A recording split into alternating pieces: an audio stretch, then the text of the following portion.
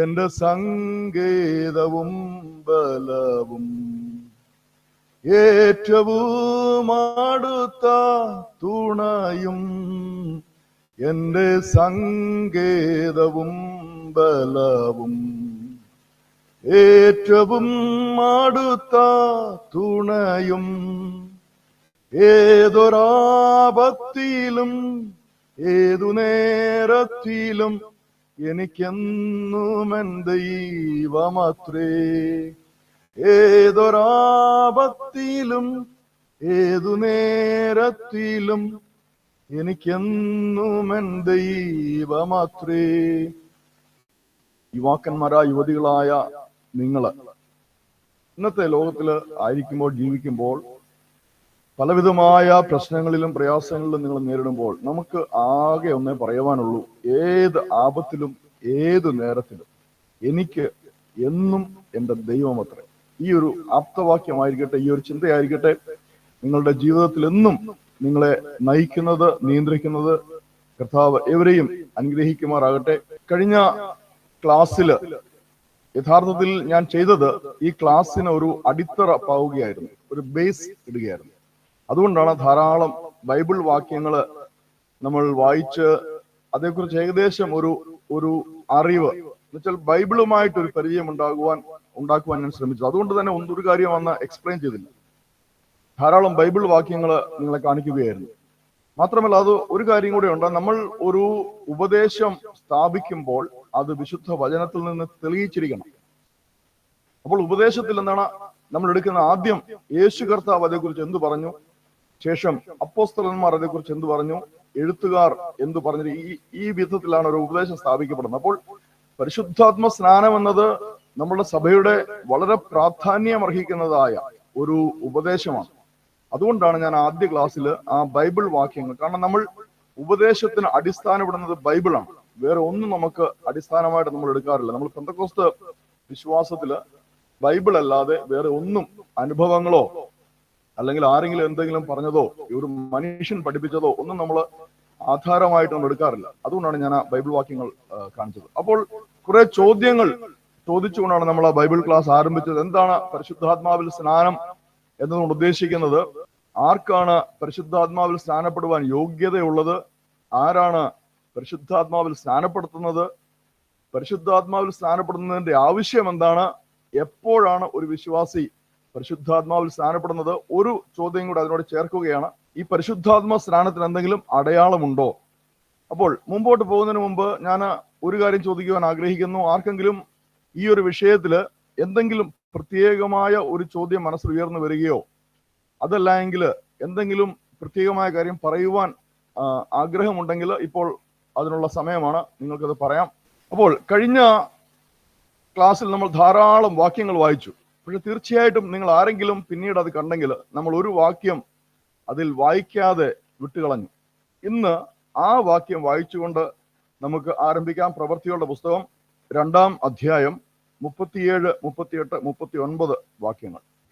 ഇത് കേട്ടിട്ട് അവർ ഹൃദയത്തിൽ കുത്തുകൊണ്ട് പത്രോസിനോടും ശേഷം അപ്പോസ്തലന്മാരോടും, സഹോദരന്മാരായ പുരുഷന്മാരെ, ഞങ്ങൾ എന്തു ചെയ്യേണ്ടു എന്ന് ചോദിച്ചു. പത്രോസ് അവരോട്, നിങ്ങൾ മാനസാന്തരപ്പെട്ട് നിങ്ങളുടെ പാപങ്ങളെ മോചനത്തിനായി ഓരോരുത്തൻ യേശുക്രിസ്തുവിന്റെ നാമത്തിൽ സ്നാനം ഏൽക്കുവിൻ. എന്നാൽ പരിശുദ്ധാത്മാവ് എന്ന ദാനം ലഭിക്കും. വാഗ്ദത്തം നിങ്ങൾക്കും നിങ്ങളുടെ മക്കൾക്കും നമ്മുടെ ദൈവമായ കർത്താവ് വിളിച്ചു വരുത്തുന്ന ദൂരസ്ഥന്മാരായുള്ളവർക്കും ഉള്ളതല്ലോ എന്ന് പറഞ്ഞു. അപ്പോൾ ഇവിടെ കഴിഞ്ഞ ക്ലാസ്സിൽ നമ്മൾ പറഞ്ഞ 1-2 കാര്യങ്ങളുണ്ട്. ഒന്ന്, പരിശുദ്ധാത്മാവെന്ന ദാനം എന്ന ഒരു പ്രയോഗമുണ്ട്. 2, വാഗ്ദത്തം എന്ന ഒരു പ്രയോഗം. അപ്പോൾ കഴിഞ്ഞ ക്ലാസ്സിൽ നമ്മൾ പരിശുദ്ധാത്മ സ്നാനം എന്നതുകൊണ്ട് എന്താണ് ഉദ്ദേശിക്കുന്നത് എന്നൊരു ചോദ്യത്തിന്റെ ഉത്തരമായിട്ട് ധാരാളം കാര്യങ്ങൾ നമ്മൾ കഴിഞ്ഞ ക്ലാസ്സിൽ പറയുകയുണ്ടായി. അതിൽ പ്രധാനപ്പെട്ട ഒരു കാര്യമായിരുന്നു പരിശുദ്ധാത്മ സ്നാനം എന്നത് പിതാവിന്റെ വാഗ്ദത്തം എന്ന ഒരു കാര്യം നമ്മൾ പഠിച്ചു. അപ്പോൾ തന്നെ അത് പ്രവചന നിവൃത്തിയാണ് എന്ന് നമ്മൾ പഠിച്ചു. ഉയർത്തിൽ നിന്നുള്ള ശക്തീകരണം, എംപവർമെന്റ് ഫ്രം എബോവ് എന്ന് നമ്മൾ പഠിച്ചു. അപ്പോൾ തന്നെ പരിശുദ്ധാത്മാവ് ഒരു വിശ്വാസിയുടെ മേൽ വന്നിട്ട് came upon a believer and living along with him, ആ വ്യക്തിയുടെ കൂടെ വസിക്കുന്ന ഒരു കാര്യമാണ് പരിശുദ്ധാത്മാ സ്നാനത്തിൽ നടക്കുന്നത് എന്ന് നമ്മൾ പഠിച്ചു. ഇന്ന് നമ്മൾ കുറച്ചുകൂടെ അതിന്റെ ആഴത്തിലേക്ക് കടന്നിട്ട് എന്താണ് പരിശുദ്ധാത്മ സ്നാനം എന്ന് വെച്ചാൽ ഒരാൾ നിങ്ങളോട് ചോദിക്കുകയാണ്, എന്താണ് സുഹൃത്തെ, എന്താണ് സഹോദര സഹോദരി നിങ്ങൾ ഈ പരിശുദ്ധാത്മ സ്നാനം എന്ന് പറയുന്നത് എന്ന് ഒരാൾ ചോദിച്ചാൽ അത് നിങ്ങൾക്ക് മനസ്സിലാകണം, അത് മറ്റുള്ളവർക്ക് അത് പറഞ്ഞു കൊടുക്കുവാൻ നമുക്ക് സാധിക്കണം. അതുകൊണ്ട് ആ ഒരു ഭാഗത്തേക്ക് നമുക്ക് ഇന്ന് പ്രവേശിക്കുവാൻ ശ്രമിക്കാം. ഞാൻ പറഞ്ഞല്ലോ, നമ്മൾ വായിച്ച കുറിവാക്യത്തില് പരിശുദ്ധാത്മാവെന്ന ദാനം, ഞാൻ ഒരു കാര്യം അവിടെ നിങ്ങളെ ഒന്ന് ഓർമ്മിപ്പിക്കുകയാണ്. നിങ്ങൾ മാനസാന്തരപ്പെട്ട് നിങ്ങളുടെ പാപങ്ങളുടെ മോചനത്തിനായി ഓരോരുത്തൻ യേശുക്രിസ്തുവിന്റെ നാമത്തിൽ സ്നാനം ഏൽപ്പിൻ എന്നാണല്ലോ. അത് യഥാർത്ഥത്തിൽ അതിന്റെ കൃത്യമായ ഒരു തർജ്ജമ എന്ന് പറയുന്നത് നിങ്ങളുടെ പാപങ്ങളുടെ മോചനത്തിനായി മാനസാന്തരപ്പെട്ട് എന്നുള്ളത്. അത് പ്രിയപ്പെട്ടവർ പ്രത്യേകം ശ്രദ്ധിച്ചോണം, കാരണം പലർക്കും ഒരു സംശയം ഉണ്ടാകും കേട്ടോ. നിങ്ങളുടെ പാപങ്ങളുടെ മോചനത്തിനായി മാനസാന്തരപ്പെട്ട് ഓരോരുത്തരും യേശുക്രിസ്തുവിന്റെ നാമത്തിൽ സ്നാനം സ്വീകരിച്ചു കൊള്ളുവിൻ, അപ്പോൾ നിങ്ങൾക്ക് പരിശുദ്ധാത്മാവ് എന്ന ദാനം ലഭിക്കും. ഞാൻ ചോദിക്കുവാൻ ആഗ്രഹിക്കുന്നത്, ഇവിടെ ഈ പരിശുദ്ധാത്മാവിന്റെ ദാനം എന്ന് പറയുന്നത് പരിശുദ്ധാത്മ സ്നാനമാണോ? എങ്ങനെ നമ്മൾക്കത് സമർത്ഥിക്കുവാൻ സാധിക്കും? അത് നമുക്ക് സമർത്ഥിക്കണമെങ്കിൽ കുറെ നമ്മൾ നേരത്തെ വായിച്ചതായ കുറെ വാക്യങ്ങൾ ചേർത്ത് വെച്ച് അതിൽ ഈ പദങ്ങൾ ഉണ്ടോ എന്ന് നോക്കിയിട്ട്, ഈ പ്രയോഗങ്ങൾ അതിലുണ്ടോ എന്ന് നോക്കിയിട്ട് എങ്കിൽ മാത്രമേ നമുക്കിത് വ്യക്തമായി മനസ്സിലാക്കുവാൻ സാധിക്കൂ. എന്ന് വെച്ചാൽ ഈ നമ്മൾ വായിച്ചതായ ഈ ഭാഗത്ത് ഇപ്പോൾ പഠിച്ചുകൊണ്ടിരിക്കുന്ന ആ പരിശുദ്ധാത്മ സ്നാനം തന്നെയാണോ? തീർച്ചയായിട്ടും നമുക്കൊരു ചോദ്യം ഉണ്ടാകണ്ടേ. അപ്പോൾ അതൊന്ന് മനസ്സിലാക്കുവാനായിട്ട് ഞാൻ നിങ്ങളെ ഒരു പ്രസന്റേഷൻ കാണിക്കുവാൻ ആഗ്രഹിക്കുകയാണ്. ഇവിടെ നമ്മൾക്ക് കുറെ വാക്യങ്ങൾ വീണ്ടും കാണുവാൻ സാധിക്കും. ഒന്നാമതായിട്ട് പ്രവൃത്തികൾ 1:4, അങ്ങനെ അവർ അവരുമായി കൂടിയിരിക്കുമ്പോൾ അവരോട്, നിങ്ങൾ യെരൂശലേമിൽ നിന്ന് വാങ്ങിപ്പോകാതെ എന്നോട് കേട്ട പിതാവിന്റെ വാഗ്ദത്തത്തിനായി. അപ്പോൾ കർത്താവ് ശിഷ്യന്മാരോട് അറിയിക്കുന്നതായ ആ വാക്യഭാഗത്ത് പിതാവിന്റെ വാഗ്ദത്തത്തിനായി കാത്തിരിക്കാനാണ് പറയുന്നത്. കർത്താവ് തുടർന്ന് പറയുന്നു, പരിശുദ്ധാത്മാവ് നിങ്ങളുടെ മേൽ വരുമ്പോൾ എന്ന്. അപ്പോൾ പരിശുദ്ധാത്മാവിൽ സ്നാനം എന്ന് പറയുന്നത് പരിശുദ്ധാത്മാവ് നിങ്ങളുടെ മേൽ വരുമ്പോൾ എന്നുള്ളതാണ് നമുക്ക് മനസ്സിലാവുന്ന ഈ ഭാഗത്ത് നിന്ന്. ഒന്ന്, പിതാവിന്റെ വാഗ്ദത്തമാണ് പരിശുദ്ധാത്മാവ് വിശ്വാസയുടെ മേൽ വരുമ്പോൾ. തുടർന്ന് 2:3 വരുമ്പോൾ അഗ്നിജ്വാല പോലെ പിളർന്നിരിക്കുന്ന നാവുകൾ അവർക്ക് പ്രത്യക്ഷമായി അവരിൽ ഓരോരുത്തരുടെ മേൽ പതിഞ്ഞു. അപ്പോൾ പരിശുദ്ധാത്മാവ് അവിടെ കൂടിയിരുന്ന് പ്രാർത്ഥിച്ചുകൊണ്ടിരുന്ന ഓരോരുത്തരുടെയും മേൽ പതിയുകയാണ്. എല്ലാവരും പരിശുദ്ധാത്മാവ് നിറഞ്ഞവരായി. അപ്പോൾ ഈ പരിശുദ്ധാത്മ സ്നാനത്തിലുള്ള ഒരു കാര്യം കൂടെ നമ്മളിവിടെ പഠിക്കുകയാണ്. പരിശുദ്ധാത്മാവിനാൽ അവരെല്ലാം നിറയപ്പെട്ടു. ഒരു നിറവ് അവിടെ നമുക്ക് കാണുവാൻ സാധിക്കും.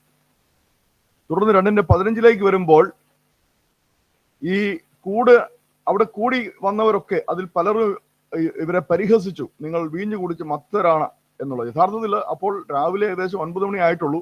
3-ാം മണി നേരം എന്നാ. 3-ാം മണി എന്ന് പറഞ്ഞാൽ യഹൂദന്മാരുടെ കണക്കില് രാവിലെ 9 മണി. അവരുടെ 1-ാം മണി എന്ന് പറയുന്നത് രാവിലെ 6 മണിയാണ്. നമ്മൾ 1-ാം മണി നേരത്താണ് ഈ പ്രാർത്ഥനയും ബൈബിൾ ക്ലാസ്സും ആരംഭിക്കുന്നത് യഹൂദന്മാരുടെ രീതി പ്രകാരം. അപ്പോൾ 3-ാം മണി എന്ന് പറഞ്ഞാൽ രാവിലെ 9 മണി, വീഞ്ഞു കുടിച്ച് മത്തരാകാൻ സമയമായിട്ടില്ല എന്നാണ് അവിടെ പത്രോസ് പറയുന്നത്. എന്നിട്ട് പറയുന്നു, യോവേൽ പ്രവാചകൻ മുഖാന്തരം അരുളി ചെയ്ത്. അപ്പോൾ പ്രവചനത്തിലേക്ക് പോവുകയാണ്. സകല ജഡത്തിന്മേലും എൻ്റെ ആത്മാവിനെ പകരും, എല്ലാ മനുഷ്യരുടെ മേലും ഓരോ വ്യക്തിയുടെ മേലും ഞാൻ എൻ്റെ ആത്മാവിനെ പകരുമെന്ന് യഹോവയായ ദൈവം പ്രവചിച്ച് പറയുകയാണ്. ദാസന്മാരുടെയും ദാസിമാരുടെയും ആരെയും വിടുകയില്ല, എല്ലാവരുടെയും മേൽ പരിശുദ്ധാത്മാവിനെ പകരപ്പോൾ അതാണ് പരിശുദ്ധാത്മാവിൽ സ്നാനമെന്ന് പത്രോസ് അപ്പോസ്തലനുള്ള പരിശുദ്ധാത്മാവ് അപ്പോൾ നമ്മളെ അറിയിക്കുകയാണ്. ഇനി താഴേക്ക് വരുമ്പോൾ നമ്മൾ വായിച്ച വാക്യത്തിലേക്ക് വരുമ്പോൾ, എന്നാൽ പരിശുദ്ധാത്മാവ് എന്ന ദാനം, വാഗ്ദത്തം, ഈ 2 കാര്യങ്ങൾ. അപ്പോൾ എന്തിനെക്കുറിച്ചാണ് അപ്പോസ്തലൻ ഇവിടെ പറയുന്നത്?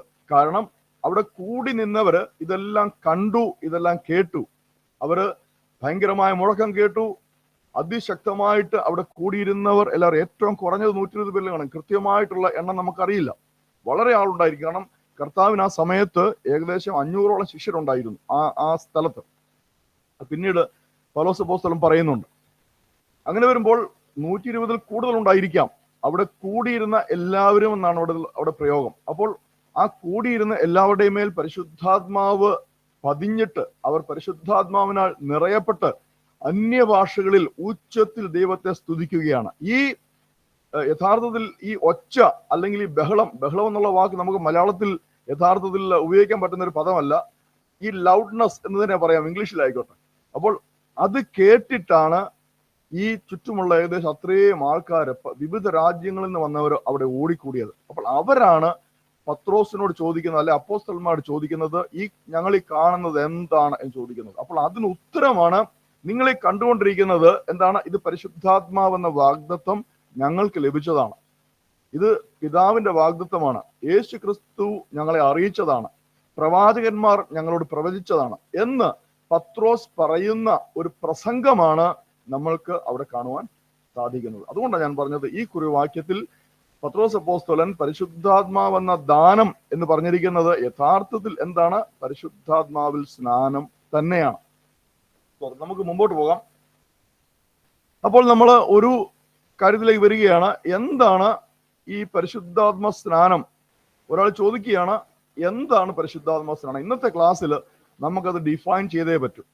പരിശുദ്ധാത്മാവിൽ സ്നാനം എന്ന് വെച്ചാൽ, ഞാനിത് ഇതെന്റെ വാക്കുകൾ കേട്ടോ, ഞാൻ എഴുതിയിരിക്കുന്നത് എൻ്റെ ഉള്ളിൽ ദൈവാത്മാവ് തന്ന വാക്കുകൾ അതുപോലെ എഴുതിയിരിക്കുകയാണ്. ഞാൻ ഒരിടത്തൊന്നും വായിച്ചതോ കോപ്പി അടിച്ചതോ അല്ല. സ്തോത്രം.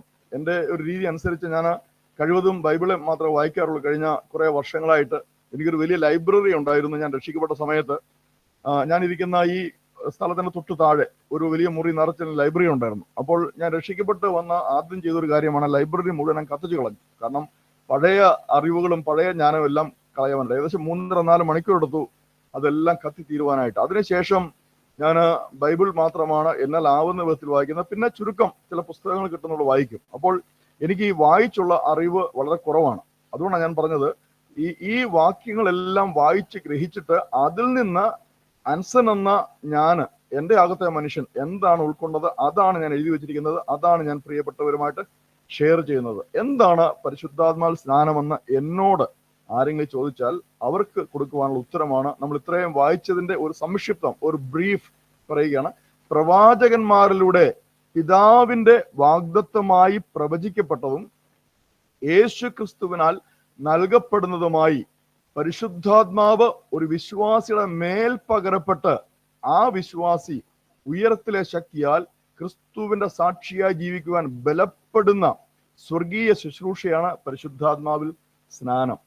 ഞാൻ ഒന്നുകൂടെ പറഞ്ഞുകൊള്ളട്ടെ, ഇത് കേൾക്കുന്നവർ ഹൃദയത്തിലേക്ക് ഇത് ഗ്രഹിക്കണം. പ്രവാചകന്മാരിലൂടെ പിതാവിന്റെ വാഗ്ദത്തമായി പ്രവചിക്കപ്പെട്ടതും യേശു ക്രിസ്തുവിനാൽ നൽകപ്പെടുന്നതുമായി പരിശുദ്ധാത്മാവ് ഒരു വിശ്വാസിയുടെ മേൽ പകരപ്പെട്ട് ആ വിശ്വാസി ഉയരത്തിലെ ശക്തിയാൽ ക്രിസ്തുവിന്റെ സാക്ഷിയായി ജീവിക്കുവാൻ ബലപ്പെടുന്ന സ്വർഗീയ ശുശ്രൂഷയാണ് പരിശുദ്ധാത്മാവിൽ സ്നാനം. ഇംഗ്ലീഷിൽ പറഞ്ഞാൽ as promised by the Father through the prophets and given by Jesus Christ, baptism in the Holy Spirit is a heavenly ministry in which the Holy Spirit is poured upon a believer, and that believer is empowered to live as a witness of Christ by the power from above. പ്രിയപ്പെട്ടവർക്ക് ഇത് ഏകദേശം മനസ്സിലായി എന്ന് ഞാൻ വിശ്വസിക്കുകയാണ്. പിതാവിന്റെ വാഗ്ദത്തമായി പ്രവചിക്കപ്പെട്ട യേശു ക്രിസ്തുവിനാൽ നൽകപ്പെടുന്ന ഒരു വിശ്വാസിയുടെ മേൽ പരിശുദ്ധാത്മാവ് ആവസിച്ച വിശ്വാസിയെ നിറയ്ക്കുന്ന, ആ വിശ്വാസിയെ ഉയർത്തിലെ ശക്തിയാൽ ബലപ്പെടുത്തുന്ന, ആ വിശ്വാസിയെ ബലപ്പെടുത്തിയിട്ട് ആ വിശ്വാസിയെ ക്രിസ്തുവിന്റെ സാക്ഷിയാക്കുന്ന, ക്രിസ്തുവിന് സാക്ഷ്യം വഹിക്കുവാനായിട്ട് സഹായിക്കുന്ന ഒരു സ്വർഗീയമായ ശുശ്രൂഷയാണ് പരിശുദ്ധാത്മാവിൽ സ്നാനം.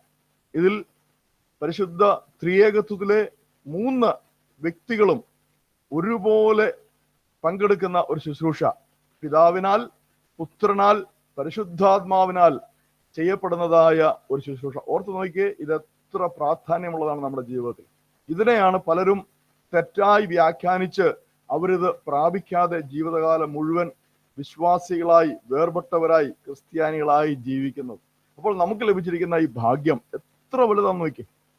നമ്മുടെ പിതാക്കന്മാർ അവർ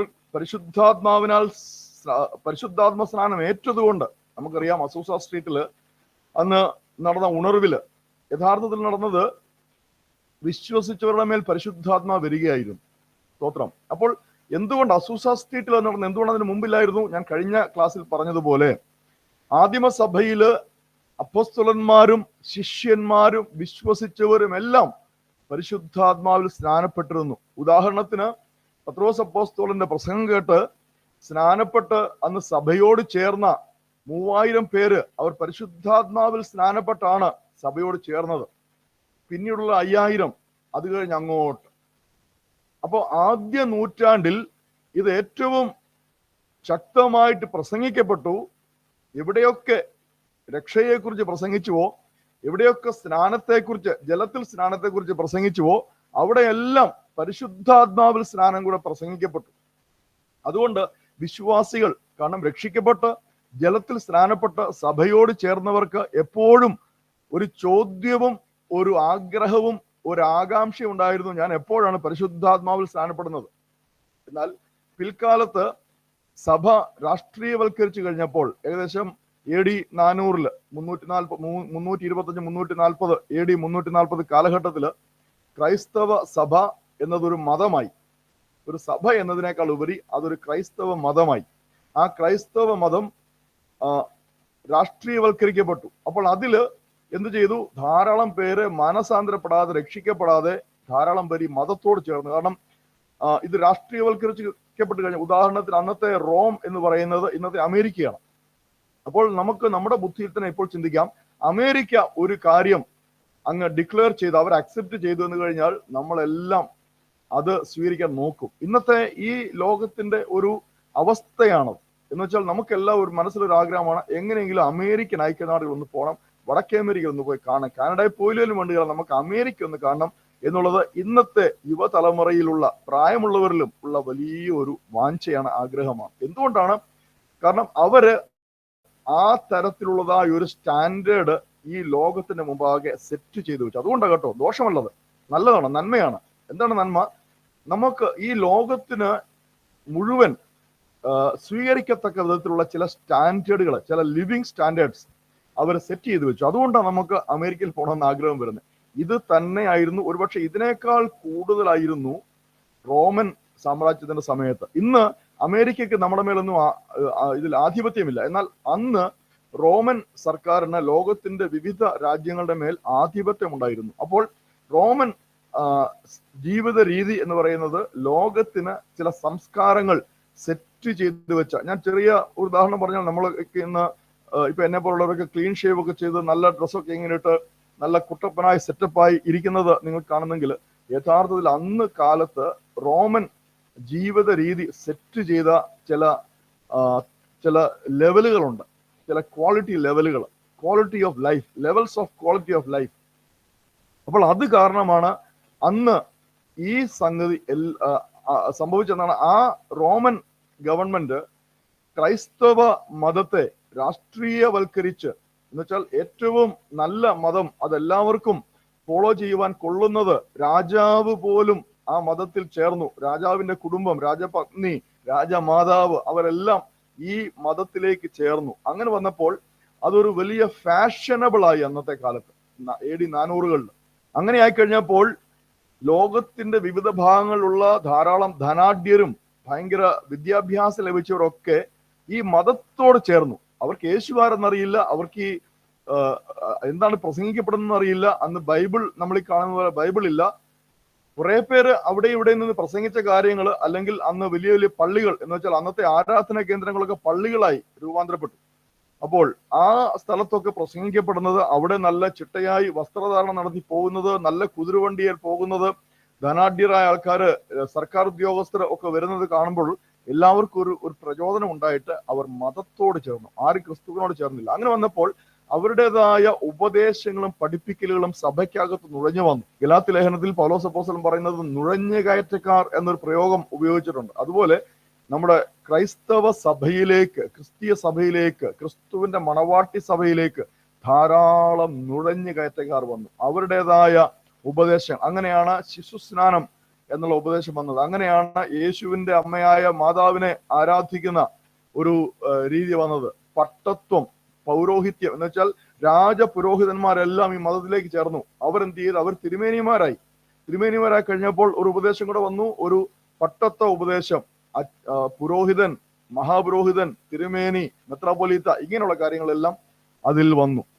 അതിനോടൊപ്പം അലിഞ്ഞലിഞ്ഞ് ഇല്ലാതായ ഒരു കാര്യമാണ് പരിശുദ്ധാത്മാവിൽ സ്നാനം. ഏകദേശം AD 200-300-കളോടുകൂടി ഈ പരിശുദ്ധാത്മാവിൽ സ്നാനം എന്ന ഒരു സംഗതി വെറും എണ്ണ പൂശലിൽ ഞാൻ കഴിഞ്ഞ ആഴ്ച പറഞ്ഞല്ലോ, മൂറോൺ അഭിഷേകം, മൂറോൺ തൈലം പൂശുക, അതിലേക്ക് തരം താഴ്ത്തപ്പെട്ടു. പിന്നീട് 1500-കളില് പ്രൊട്ടസ്റ്റന്റ് നവീകരണം ഉണ്ടാകുന്നു. ആ നവീകരണത്തിൽ ഈ പൗരോഹിത്യവും ഈ സഭ പഠിപ്പിച്ച ഉപദേശങ്ങളൊന്നും വിട്ടില്ല. അവർ ആകെ ഉപേക്ഷിച്ചത് വിശുദ്ധന്മാരോടുള്ള പ്രാർത്ഥന, മരിച്ചവരോടുള്ള പ്രാർത്ഥന, അതുപോലെ തന്നെ രൂപങ്ങളും ബിംബങ്ങളും ഉപയോഗിച്ച് ആരാധന നടത്തുന്നത്, ഇങ്ങനെയുള്ള കാര്യങ്ങൾ മാത്രമേ ഉപേക്ഷിച്ചുള്ളൂ. ബാക്കി എല്ലാം പാരമ്പര്യമെല്ലാം അതുപോലെ അവർ കാത്തു. അപ്പോൾ അതിൽ നിന്നും വേർപെട്ട ഒരു സമൂഹമാണ് വേർപാട് സമൂഹങ്ങൾ. ഏകദേശം 1800 AD-കളില് ഇംഗ്ലണ്ടില്, UK-യില് ധാരാളം വേർപാട് സമൂഹങ്ങൾ എഴുന്നേറ്റ് വന്നു. അപ്പോൾ അവരെന്ത് ചെയ്തു? പൗരോഹിത്യത്തെ ഉപേക്ഷിച്ചു, പാരമ്പര്യത്തെ ഉപേക്ഷിച്ചു, വിശുദ്ധ വചനത്തെ, ബൈബിളിനെ അതുപോലെ ചേർത്ത്. പക്ഷേ ഈ വേർപെട്ടവരൊക്കെ യഥാർത്ഥത്തില് മറ്റ് സഭകളിൽ നിന്നുള്ളവരായിരുന്നു, അതിലെ അംഗങ്ങളായിരുന്നു, ചർച്ച് ഓഫ് ഇംഗ്ലണ്ടിലെ പ്രത്യേകിച്ച്. അപ്പോൾ അങ്ങനെ വരുമ്പോൾ അവര് സ്നാനമേറ്റവരാണ്, പരിശുദ്ധാത്മാവിൽ ഈ മൂറോൺ അഭിഷേകമൊക്കെ, മൂറോൺ തൈലം പൂശപ്പെട്ടവരാണ്. അപ്പോൾ അതിന്റെ ഒന്നും ആവശ്യമില്ല. അതിന്റെ ആവശ്യമില്ലാത്തത് കൊണ്ട് അവരെന്ത് ചെയ്തു? അവരുടെ രീതിയിൽ ബൈബിളിലെ ചില വാക്യങ്ങളെ വ്യാഖ്യാനിച്ച് പഠിപ്പിക്കുവാൻ ശ്രമിച്ചു.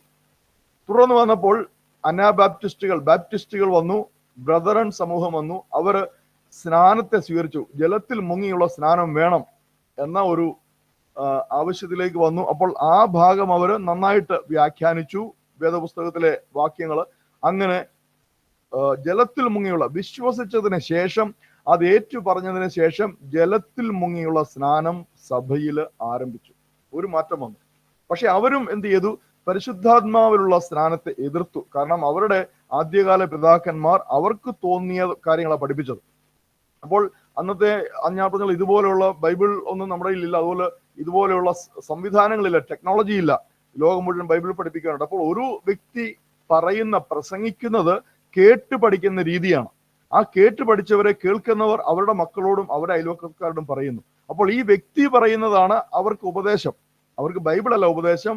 ഈ പ്രസംഗകൻ അല്ലെങ്കിൽ ഈ അധ്യാപകൻ പ്രസംഗിക്കുന്ന കാര്യങ്ങളാണ്, അത് ഏറ്റ് പ്രസംഗിക്കപ്പെടുന്ന കാര്യങ്ങളാണ് അവർക്ക് ഉപദേശം.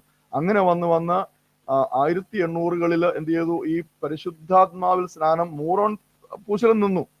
പരിശുദ്ധാത്മാവിൽ സ്നാനം എന്ന് പറയുന്ന അവർ പഠിപ്പിച്ചു. ഒരുവൻ യേശു ക്രിസ്തുവിനെ രക്ഷിതാവായി സ്വീകരിച്ച് ഏറ്റു പറയുന്ന നിമിഷം ആ വ്യക്തി പരിശുദ്ധാത്മ സ്നാനം ഏറ്റു കഴിഞ്ഞു. കാരണം പരിശുദ്ധാത്മാവാണ് ഒരുവനെ ക്രിസ്തുവിനോട് ചേർക്കുന്നത്. അപ്പോൾ ക്രിസ്തുവിനോട് ചേരുന്നതാണ് ഈ പരിശുദ്ധാത്മാവിൽ സ്നാനം എന്ന ഒരു മഹാൻ പഠിപ്പിച്ചു. ആ പഠനം ലോകം മുഴുവൻ ഇവരുടെ ഇടയ്ക്ക് വ്യാപിച്ചു. ഈ വേർപാട് സമൂഹങ്ങൾ ലോകം മുഴുവൻ വ്യാപിച്ചു. ഒരു വലിയ കാര്യം, അവര് സഭയിലെ കാലത്ത് നിലനിന്നിരുന്ന ധാരാളം ദുരുപദേശങ്ങളെ അവരെ ഖണ്ഡിച്ച് അതിനെ പുറത്താക്കി. ഇതിൽ സഭയെ ശുദ്ധീകരിച്ചു. പക്ഷേ ഒരു ചെറിയ പ്രയാസം ഉണ്ടായത്, ഈ പരിശുദ്ധാത്മ സ്നാനം എന്ന വിഷയത്തിന് അവർ യാതൊരുവിധ വിലയും കൽപ്പിച്ചില്ല. അങ്ങനെ വരുമ്പോഴാണ് അസുസ സ്ട്രീറ്റിലെ ഉണർവുണ്ടാകുന്നത്. ആ ഉണർവിൽ അന്ന് അവിടെ കൂടിയിരുന്ന അവിടെ വിശ്വസിച്ചവരുടെ മേൽ പരിശുദ്ധാത്മ സ്നാനം, പരിശുദ്ധാത്മാവ് അവരുടെ മേൽ പതിഞ്ഞു. അവർ പരിശുദ്ധാത്മാവിൽ നിറയപ്പെട്ട് അന്യഭാഷകളിൽ, ആ അസുസ സ്ട്രീറ്റിൽ അന്യഭാഷകളിൽ ദൈവത്തെ മഹത്വപ്പെടുത്തുവാനും സ്തുതിക്കുവാൻ തുടങ്ങി. അങ്ങനെ ആദ്യ നൂറ്റാണ്ടിൽ ഉണ്ടായതായ പെന്തക്കോസ്ത് പകർച്ച വീണ്ടും ഒരിക്കൽ കൂടെ റിപ്പീറ്റ് ചെയ്യപ്പെട്ടു. അങ്ങനെ സഭയിൽ നിന്ന് അല്ലെങ്കിൽ ക്രൈസ്തവ മതത്തിൽ നിന്ന് ദുരുപദേശങ്ങളും ദുർവ്യാഖ്യാനങ്ങളും അതുപോലെ പാരമ്പര്യ പഠിപ്പിക്കലുകളും അനാചാരങ്ങളും അന്യ ആരാധനയും ഇതെല്ലാം പൂർണ്ണമായിട്ട് നീക്കം ചെയ്യപ്പെട്ട് വിശുദ്ധ വേദപുസ്തകത്തിൽ എന്ത് എഴുതപ്പെട്ടിരിക്കുന്നോ അത് അതുപോലെ വായിക്കുവാനും പഠിക്കുവാനും വിശ്വസിക്കുവാനും തയ്യാറുള്ള ഒരു സമൂഹം രൂപപ്പെട്ടു. അതാണ് നമ്മൾ ഇന്ന് അംഗങ്ങളായിരിക്കുന്ന, നമ്മൾ വിശ്വാസികളായിരിക്കുന്ന പെന്തക്കോസ്ത് മൂവ്മെന്റ് അല്ലെങ്കിൽ പെന്തക്കോസ്ത് പ്രസ്ഥാനം എന്ന് പറയുന്നത്. മനസ്സിലായല്ലോ? അപ്പോൾ അതുകൊണ്ടാണ് പെന്തക്കോസ്ത് കൂട്ടായ്മകളില് പരിശുദ്ധാത്മാവിലുള്ള സ്നാനത്തിന് വളരെ പ്രാധാന്യമുള്ളത്. അത് അങ്ങേയറ്റം പ്രാധാന്യമുള്ള കാര്യമാണ്. എന്നെ കേട്ടുകൊണ്ടിരിക്കുന്ന ആരെങ്കിലും ഇപ്പൊ ഇത്രയും കേട്ടപ്പോൾ മനസ്സിലായല്ലോ എന്താണ് പരിശുദ്ധാത്മാവിൽ സ്നാനം. നമ്മൾ ഈ കഴിഞ്ഞ ക്ലാസ്സിലും ഇന്ന് ആദ്യ പകുതിയിലും കേട്ടതുപോലെ ഉള്ള ഒരു അനുഭവം എനിക്ക് ഇന്നേവരെ ഉണ്ടായിട്ടില്ല എങ്കിൽ, ഒരു സ്നാനം ഞാൻ ഏറ്റിട്ടില്ല എങ്കിൽ, കർത്താവിനോട് ഹൃദയത്തിൽ നിറഞ്ഞ് ഹൃദയത്തിൽ കൊണ്ട് കർത്താൻ പ്രവർത്തിക്കുക. കർത്താവെ, അവിടുത്തെ പരിശുദ്ധാത്മാവിനാൽ എന്നെ നിറയ്ക്കണമേ, അവിടുത്തെ പരിശുദ്ധാത്മാവിനെ എൻ്റെ മേൽ അയക്കണമേ, അവിടുത്തെ പരിശുദ്ധാത്മാവിനാൽ എന്നെ സ്വർഗീയ ശക്തിയാൽ, ഉയരത്തിലെ ശക്തിയാൽ, ദൈവശക്തിയാൽ ബലപ്പെടുത്തണമേ. യഥാർത്ഥമായി ക്രിസ്തുവിന്റെ സാക്ഷിയായിട്ട് ജീവിക്കുവാൻ എന്നെ രൂപാന്തരപ്പെടുത്തണമേ എന്ന് നമ്മൾ പ്രാർത്ഥിച്ചുകൊണ്ടിരിക്കുകയാണെങ്കിൽ തീർച്ചയായിട്ടും പ്രാർത്ഥന കേൾക്കുന്നത്. അതുകൊണ്ടാണ് ലൂക്കോസിന്റെ സുവിശേഷത്തിൽ പറഞ്ഞിരിക്കുന്നത്, നിങ്ങൾ പരിശുദ്ധാത്മാവിനെ എത്ര അധികം ചോദിക്കാം, നിങ്ങൾക്ക് എത്ര അധികം അത് നൽകപ്പെടും. അളവില്ലാതെ, പരിശുദ്ധാത്മാവിനെ അളവില്ലാതെ തരുന്ന പിതാവിനോടാണ് നാം പ്രാർത്ഥിക്കുന്നത്. പ്രിയമുള്ളവർക്ക് മനസ്സിലായി എന്ന് ഞാൻ വിചാരിക്കുന്നു. എത്ര ആഴത്തിൽ പഠിക്കേണ്ട, ഇത് പഠിക്കുക മാത്രമല്ല, ഇത് ചെയ്യുക മാത്രമല്ല, ഇത് അനുഭവിക്കേണ്ട വിഷയമാണ്. ഇത് നമ്മുടെ ജീവിതത്തിൽ അനുഭവിച്ച് നമ്മുടെ ശരീരത്തിലെ ഓരോ കോശങ്ങളിലേക്കും, ഓരോ സെല്ലുകളിലേക്ക്, ഓരോ രോമകൂപങ്ങളിലേക്ക് ഇറങ്ങി വരേണ്ട ഒരു അനുഭവമാണ് പരിശുദ്ധാത്മാവിൽ സ്നാനം എന്നുള്ളത്. അന്ന് അവിടെ കൂടിയിരുന്ന ഓരോരുത്തരുടെ മേൽ പരിശുദ്ധാത്മാവ് വന്നു. ഇപ്പോൾ നിങ്ങൾക്ക് ഏകദേശം മനസ്സിലായി കാണുമല്ലോ, പരിശുദ്ധാത്മാവിൽ സ്നാനം എന്നതുകൊണ്ട് ആ ചോദ്യം ഒരാൾ ചോദിക്കുമ്പോൾ എന്താണ് അതിന്റെ അർത്ഥം? എന്താണ്? പിതാവിന്റെ വാഗ്ദത്തമായി പഴയ നിയമത്തിലും പുതിയ നിയമത്തിലും പ്രവചിക്കപ്പെട്ട, എവിടെയാണ് പുതിയ നിയമത്തിൽ? യേശു കർത്താവ് പ്രവൃത്തികളുടെ പുസ്തകത്തിൽ വ്യക്തമായി പറഞ്ഞു, പരിശുദ്ധാത്മാവ് നിങ്ങളുടെ മേൽ വരും. പിതാവിന്റെ വാഗ്ദത്തമാണത്. നിങ്ങളെ ഉയരത്തിലെ ശക്തിയാൽ നിറയ്ക്കും, ബലപ്പെടുത്തും എന്ന് നമ്മുടെ നാഥൻ തന്നെ, നമ്മുടെ കർത്താവ് തന്നെ അവരോട് പ്രവചിച്ചിട്ടാണ് സ്വർഗാരോഹണം ചെയ്തത്. അപ്പോൾ പഴയ നിയമത്തിലും പുതിയ നിയമത്തിലും ഒരുപോലെ പ്രവചിക്കപ്പെട്ടതായ പിതാവിന്റെ വാഗ്ദത്തമാണ് പരിശുദ്ധാത്മാവിൽ സ്നാനം. ഈ പരിശുദ്ധാത്മാവിൽ സ്നാനത്തിൽ സംഭവിക്കുന്നത്, വാഞ്ചിക്കുന്ന, ആഗ്രഹിക്കുന്ന, രക്ഷിക്കപ്പെട്ട ഒരു വിശ്വാസിയുടെ മേൽ, ഒരു പാപി സുവിശേഷം കേട്ട് യേശു ക്രിസ്തുവിൽ വിശ്വസിച്ച്, സുവിശേഷത്തിൽ വിശ്വസിച്ച് മാനസാന്തരപ്പെട്ട തന്റെ പാപങ്ങളെല്ലാം ദൈവത്തോട് ഏറ്റുപറഞ്ഞ് പാപക്ഷമ പ്രാപിച്ച് പിതാവിന്റെയും പുത്രന്റെയും പരിശുദ്ധാത്മാവിന്റെയും നാമത്തിൽ ജലത്തിൽ മുങ്ങി സ്നാനപ്പെട്ടതിന് ശേഷം ആ വ്യക്തിയുടെ മേൽ സ്വർഗത്തിലെ ദൈവം പുത്രന്റെ യാചന കേട്ട്, പ്രാർത്ഥന കേട്ട് പരിശുദ്ധാത്മാവിനെ ആ വിശ്വാസിയുടെ മേൽ അയക്കുന്ന ആ സ്വർഗീയമായ ശുശ്രൂഷയ്ക്കാണ് പരിശുദ്ധാത്മാവിൽ സ്നാനം എന്ന് പറയുന്നത്. ഹല്ലേലൂയ. അപ്പോൾ ഒരു ചോദ്യത്തിനൂടെ ഇവിടെ ഉത്തരമാവുകയാണ്. നമ്മളൊരു ചോദ്യം ചോദിച്ചിരുന്നു, ആരാണ് പരിശുദ്ധാത്മാവിൽ സ്നാനമേൽക്കുവാൻ യോഗ്യർ? രണ്ടാമത്തെ ചോദ്യത്തിലേക്ക് വരികയാണ്. അപ്പോൾ ഒന്നാമത്തെ ചോദ്യം, എന്താണ് ഈ പരിശുദ്ധാത്മാവിൽ സ്നാനം എന്നുകൊണ്ട് ഉദ്ദേശിക്കുന്നത്? അപ്പോൾ പ്രിയപ്പെട്ടവർക്ക് മനസ്സിലായല്ലോ ഞാൻ ഇത്രയും പറഞ്ഞപ്പോൾ. രണ്ടാമത്, ആരാണ് പരിശുദ്ധാത്മാവിൽ സ്നാനമേൽക്കാൻ യോഗ്യർ? ഇപ്പോൾ ഉത്തരം പറഞ്ഞു കഴിഞ്ഞു. ഒരു പാപി സുവിശേഷം കേട്ട് ആ സുവിശേഷത്തിൽ വിശ്വസിച്ച് മാനസാന്തരപ്പെട്ട്. ഞാൻ ഒരു കാര്യം ഊന്നൽക്കുറിച്ച് പറയട്ടെ, എല്ലാവരും രക്ഷിക്കപ്പെട്ടവരാണെന്ന് പറയുമ്പോൾ രക്ഷയുടെ ഏറ്റവും അടിസ്ഥാനം എന്ന് പറയുന്നത് മാനസാന്തരമാണ്. മാനസാന്തരമില്ലാതെ രക്ഷയില്ല. നമ്മൾക്ക് ധാരാളം വേർപെട്ട സമൂഹങ്ങളെ അല്ലെങ്കിൽ കരിസ്മാറ്റിക് പ്രസ്ഥാനങ്ങളെ നമുക്ക് കാണുവാൻ സാധിക്കും. അവരെല്ലാം നമ്മളെക്കാൾ അധികമായിട്ട് ദൈവത്തെ സ്തുതിക്കുന്നവരും നമ്മളെക്കാൾ അധികമായി കർത്താവിന് വേണ്ടി ഓടുന്നവരും. ഞാൻ ഉറപ്പു പറയുകയാണ്, എനിക്ക് പലരെ അടുത്തറിയാം, അതുകൊണ്ടാണ് ഞാൻ പറയുന്നത്. നമ്മേക്കാൾ തീവ്രതയോടെ കർത്താവിന് വേണ്ടി പ്രവർത്തിക്കുന്നവരൊക്കെയാണ്. പക്ഷേ ഞാൻ കഴിഞ്ഞ 10-14 വർഷങ്ങളായിട്ട് അങ്ങനെയുള്ളവരാണ്ട് വളരെ അടുത്ത് ഇടപഴകുന്ന വ്യക്തിയാണ്. അവരുടെ പഠനങ്ങൾ കേൾക്കുന്ന വ്യക്തിയാണ്, പ്രസംഗങ്ങൾ കേൾക്കുന്ന വ്യക്തിയാണ്. ഞാൻ അതിൽ പങ്കെടുക്കാറില്ല, എങ്കിലും അവരുടെ കൂട്ടായ്മകളൊന്നും ഞാൻ പങ്കെടുക്കാറില്ല, അതിന് സമയം കിട്ടാറില്ല. അതുകൊണ്ട് കേട്ടോ. അത് മാത്രമല്ല, ആരെങ്കിലും പ്രത്യേകമായിട്ട് വ്യക്തിപരമായി ക്ഷണിച്ചെങ്കിൽ മാത്രമേ നമുക്ക് അങ്ങനെയുള്ള കൂട്ടായ്മകൾ പങ്കെടുക്കേണ്ട ആവശ്യമുള്ളൂ. പക്ഷേ ഈ കഴിഞ്ഞ 14-15 വർഷങ്ങളായിട്ട് ഒരിക്കൽ പോലും അതിലൊരു വ്യക്തി പോലും മാനസാന്തരം എന്നൊരു പദം ഉപയോഗിച്ച് ഞാൻ കേട്ടിട്ടില്ല. നമ്മൾ പറയുമല്ലോ വിവേചനാധികാരം എന്ന് നമ്മൾ പറയും. നമ്മൾ ഈ ആത്മീയമായ എന്ത് കാര്യങ്ങളെയും വിവേചിക്കുവാനുള്ള വരമുണ്ട്. എല്ലാവർക്കും ആ വരം ഉണ്ടെന്ന് പറയാൻ പറ്റില്ല. കാരണം ആ വരം പരിശുദ്ധാത്മാവ് ആഗ്രഹിക്കുന്നവർക്ക് വരം നൽകുന്നു. പക്ഷേ വിശുദ്ധ വചനം നമ്മൾ പഠിച്ചു കഴിയുമ്പോൾ നമ്മുടെ ഉള്ളിൽ വിശുദ്ധ വചനം ഒരു വചന പരിജ്ഞാനം തരും. നമ്മുടെ ഉള്ളിൽ നമ്മൾ കാണുകയും നമ്മൾ കേൾക്കുകയും ചെയ്യുന്നത് വചനത്തിലുള്ളവയോ, അതാണ് ബെരോവക്കാർ ചെയ്തത്, വചനത്തിലുള്ളതോ. അപ്പോൾ ഇങ്ങനെയുള്ളതായ ഈ ഇളക്കപ്പെരുപ്പവും അതിഭയങ്കരമായ തീവ്രതയും അതിഭയങ്കരമായ ഓട്ടവും ഒക്കെ കാണുമ്പോൾ നമ്മൾ വിചാരിക്കും, എന്നേക്കാൾ എത്രയോ നല്ലവനാ അവൻ. കാരണം എന്നേക്കാൾ കൂടുതൽ പ്രവർത്തിക്കുന്നല്ലോ, എന്നേക്കാൾ കൂടുതൽ യേശു ക്രിസ്തുവിനെ മറ്റുള്ളവർക്ക് പരിചയപ്പെടുത്തുന്നല്ലോ. പക്ഷേ അവർ യേശു ക്രിസ്തുവിനെ മറ്റുള്ളവർക്ക് പരിചയപ്പെടുത്തുന്ന രീതികളും നമ്മൾ അടുത്ത് സൂക്ഷ്മമായി പരിശോധിച്ചാൽ അവർ പരിചയപ്പെടുത്തുന്നത് രോഗസൗഖ്യം കൊടുക്കുന്ന, ശാപത്തെ മുറിക്കുന്ന, തലമുറയുടെ കെട്ടഴിക്കുന്ന, സാമ്പത്തിക ഭാരം മാറ്റുന്ന, കടഭാരം മാറ്റുന്ന, നമ്മളെ വലിയ ധനവാനാക്കുന്ന, ലോകരാജ്യങ്ങളിൽ നമ്മളെ സഞ്ചരിപ്പിക്കുന്ന, നമ്മളെ ഉന്നതങ്ങളിൽ വാഹനമേറ്റി ഓടിക്കുന്ന ഒരു യേശുവിനെ അവർ ഒരിക്കലും ദൈവരാജ്യം സമീപിച്ചിരിക്കയാൽ സുവിശേഷത്തിൽ വിശ്വസിച്ച് മാനസാന്തരപ്പെടുവീൻ എന്ന മർക്കോസിന്റെ സുവിശേഷത്തിൽ യേശു കർത്താവ് നടത്തിയതായ ആ ഒരു ആഹ്വാനം അവർ കേട്ടതായി പോലും ഭാവിക്കും. എന്ന് വെച്ചാൽ മാനസാന്തരം എന്ന ഒരു പദം അവർ ഉപയോഗിക്കുകയാണ്. പക്ഷേ അവരെല്ലാവരും പരിശുദ്ധാത്മാവിൽ സ്ഥാനപ്പെട്ടവരും അന്യഭാഷ പറയുന്നവരും ഒക്കെയാണെന്ന് നമുക്ക് കാണുവാൻ സാധിക്കും. നമ്മളെക്കാൾ കൂടുതലായിട്ട് യഥാർത്ഥത്തിൽ ഞാൻ പറഞ്ഞല്ലോ, പരിശുദ്ധാത്മാവിൽ സ്നാനമേൽക്കുവാനുള്ള യോഗ്യത. അതുകൊണ്ട് ഞാൻ ആ ചോദ്യം കൊണ്ടുവന്നത്, എന്താണ് ഈ യോഗ്യത? അപ്പോൾ ചിലർക്ക് ചോദിക്കും, അത് ചോദിക്കുന്നതിനെ ശരിയാണ്, അങ്ങനെ ചോദ്യം വേണോ? പക്ഷെ അങ്ങനെ ചോദ്യം വേണം, കാരണം വിവേചിക്കുവാൻ വേണ്ടിയാണ് കേട്ടോ. നമ്മൾ കാണുന്നതും കേൾക്കുന്നതും ഒക്കെ വിവേചിക്കുവാൻ വേണ്ടിയാണ്. എന്താണ് യോഗ്യത? ഞാൻ പറഞ്ഞല്ലോ, മാനസാന്തരം. സുവിശേഷത്തിൽ വിശ്വസിച്ച് മാനസാന്തരപ്പെടുക. എന്താണ് മാനസാന്തരപ്പെടുക എന്ന് പറയുന്നത്? എന്താണ് മാനസാന്തരം? നമ്മൾ ഇപ്പോൾ ചെയ്തുകൊണ്ടിരിക്കുന്ന കാര്യത്തിൽ നിന്നൊന്ന് മനം തിരിയുന്നതാണോ? അത് നമ്മൾ മനസ്സിലാക്കണം. രക്ഷയ്ക്ക് വേണ്ടിയുള്ള മാനസാന്തരമാണ്, ദൈനംദിന ജീവിതത്തിലുള്ള മാനസാന്തരമാണ്. രക്ഷയ്ക്ക് വേണ്ടിയുള്ള മാനസാന്തരം എന്ന് പറയുന്നത് ആ നിമിഷം വരെ നമ്മൾ ജീവിച്ച ജീവിതത്തെ ഉപേക്ഷിക്കുകയാണ്. ആ നിമിഷം വരെ നമ്മൾ ജീവിച്ച പാപപങ്കിലമായ ജഡികമായ ഈ ലോക സുഖങ്ങളിൽ മുഴുകിയ, ഈ ലോകത്തിന്റെ മോഹങ്ങളാൽ പിടിക്കപ്പെട്ട ആ ജീവിതത്തെ ഒരു നിമിഷം പൂർണ്ണമായി ദൈവ സന്നിധിയിൽ ഉപേക്ഷിച്ചിട്ട് ദൈവത്തോടൊരു തീരുമാനമെടുക്കുകയാണ്. എന്റെ കർത്താവേ, എന്റെ ദൈവമേ, ഇനി അവിടെ നിന്നല്ലാതെ ജീവിതത്തിൽ ആരും വേണ്ട.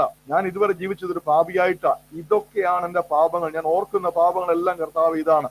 ഞാൻ ഓർക്കുന്നതും ഓർക്കാത്തതുമായ എല്ലാ പാപങ്ങളും, എന്റെ രഹസ്യ പാപങ്ങള്, എന്റെ പരസ്യ പാപങ്ങളെല്ലാം കർത്താവേ, അവിടുത്തെ പുത്രന്റെ രക്തത്താൽ കഴുകി എന്നെ ശുദ്ധീകരിക്കണമേ, വെടിപ്പാക്കണമേ. ഞാൻ എന്റെ ജീവിതത്തിൽ ഒരിക്കലും ഇനി ഞാൻ ജീവിക്കുന്നെങ്കിൽ അവിടത്തേക്ക് മാത്രമേ ജീവിക്കൂ. ഞാൻ ഇനി ഒരിക്കലും പാപം ചെയ്യുകയില്ല. സ്തോത്രം. ഞാൻ ഏറ്റവും അവിടത്തേക്ക് വിശുദ്ധമായിട്ട്, അവിടുത്തെ വചനങ്ങൾ അനുസരിച്ച്, അവിടുത്തെ കൽപ്പനകൾ അനുസരിച്ചുകൊണ്ട് ജീവിച്ചു കൊള്ളാം എന്ന ഉറച്ച തീരുമാനത്തിനാണ് രക്ഷയ്ക്കായുള്ള മാനസാന്തരം എന്ന് പറയുന്നത്. ഇങ്ങനെ മാനസാന്തരപ്പെട്ടവരാണ് പരിശുദ്ധാത്മാവിൽ സ്നാനം. അതാണ് കർത്താവ് നോക്കുന്നത്. സ്തോത്രം. ഹല്ലേലൂയ. അപ്പോൾ നമ്മൾ അത് കഴിഞ്ഞ് നമ്മൾ ജലത്തിൽ സ്നാനപ്പെടുന്നത്, ഞാൻ മുമ്പ് പറഞ്ഞ മാനസാന്തരം കഴിഞ്ഞാണ് നമ്മൾ ജലത്തിൽ, നമ്മുടെ കുഞ്ഞുങ്ങൾ ഇപ്പോൾ ജലത്തിൽ സ്നാനപ്പെടുവാൻ അവരുടെ സമ്മതം അറിയിച്ചിരിക്കുകയാണ്, അവരുടെ ആഗ്രഹം അറിയിച്ചിരിക്കുക. അപ്പോൾ കുഞ്ഞുങ്ങളോട് എനിക്കൊരു വാക്ക്, ഞാൻ കുറച്ചു മുമ്പ് പറഞ്ഞതുപോലെ ഉള്ള ഒരു മാനസാന്തര അനുഭവത്തിലേക്ക് ഏറ്റവും ആദ്യം നിങ്ങൾ പാപികളാണെന്നുള്ള ബോധ്യമുണ്ടായോ? കർത്താവെ, ഞാൻ പാപിയാണ്. ഞാൻ ഈ നിമിഷം വരെയും ചെയ്തതൊക്കെയും എനിക്ക് തോന്നിയതുപോലെ ഞാൻ ജീവിച്ചത്. എന്റെ മാതാപിതാക്കളെ ഞാൻ അനുസരിച്ചിട്ടില്ല. എന്റെ പാസ്റ്റർമാരെ, ദൈവദാസന്മാരെ, എന്റെ മുതിർന്നവരെ ഞാൻ അനുസരിച്ചിട്ടില്ല. ഞാൻ എന്റെ കൂട്ടുകാരുമായിട്ട് ചേർന്ന് അവർ പറഞ്ഞു തന്ന ഗെയിമുകളും, അവർ പറഞ്ഞു തന്ന കാര്യങ്ങളും, അവർ പറഞ്ഞു തന്ന തമാശകളും കേട്ട് അവരുടെ കൂടെ അവരിൽ ഒരുവനായിട്ട് ഞാൻ പോയിക്കൊണ്ടിരിക്കുകയായിരുന്നു. എന്നാൽ ഈ നിമിഷം കർത്താവ് എനിക്ക് മനസ്സിലാകുന്നു, അതെല്ലാം ദോഷകരമാണ്, അതൊന്നും ചെയ്യേണ്ടതല്ല, അതൊന്നും ദൈവത്തിന് ഇഷ്ടമല്ലെന്ന് എനിക്കിപ്പോൾ ബോധ്യമാകുന്നു കർത്താവെ. അതുകൊണ്ട് ഞാൻ അവിടുത്തെ സന്നിധിയിൽ പൂർണ്ണമായിട്ട് എന്നെ സമർപ്പിക്കുന്നു. കർത്താവെ, എന്റെ ജീവിതത്തെ പുതുക്കണമേ, ഒരു പുതിയ വ്യക്തിയായി എനിക്ക് പുറത്തു വരണമേ.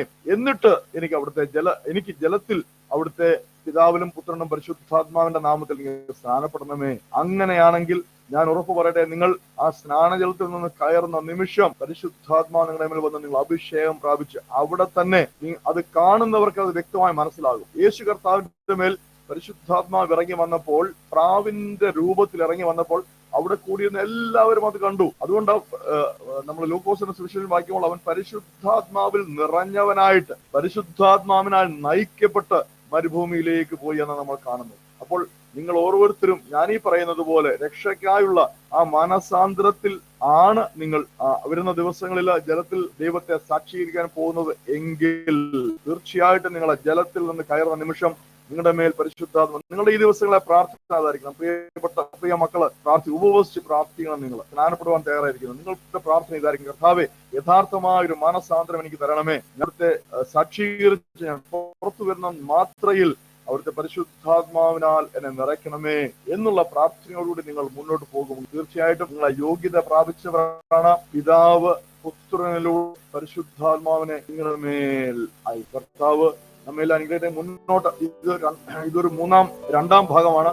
കർത്താവ് അനുവദിച്ചാൽ ഒരു മൂന്നാം ഭാഗം കൂടെ നമുക്ക് പറഞ്ഞ് ഈ പരിശോധന എന്നുള്ള വിഷയം നമുക്ക് അവസാനിപ്പിക്കുവാൻ ധാരാളമായിട്ട് അനുഗ്രഹിക്കട്ടെ.